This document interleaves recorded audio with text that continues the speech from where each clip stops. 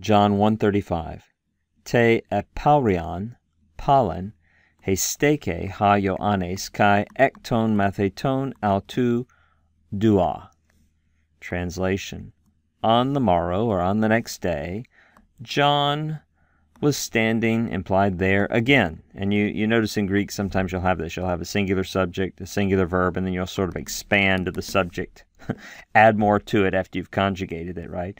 John was again standing there, and who else? And two out of his disciples. So if we go real literal order here, and out of his disciples, two. So John and two of his disciples were standing there again. Let's look at this verb, hesteke, right? Hesteke. Whenever you see a sta or a stay and you don't know what it's from histeme, and this is indeed from histeme. It's a little bit difficult form. It's a pluperfect, right? It's a pluperfect form of histeme. Pluperfect, active, indicative. It's a third-person singular ending matching John there. John was standing. You may remember earlier we had a perfect form of histeme that we just translated in the present. And this pluperfect form we're translating just sort of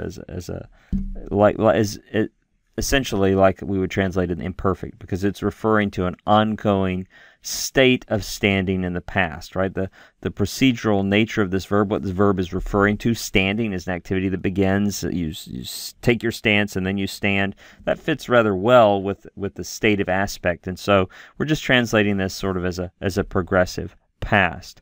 Let's note how we remember the word pollen, right?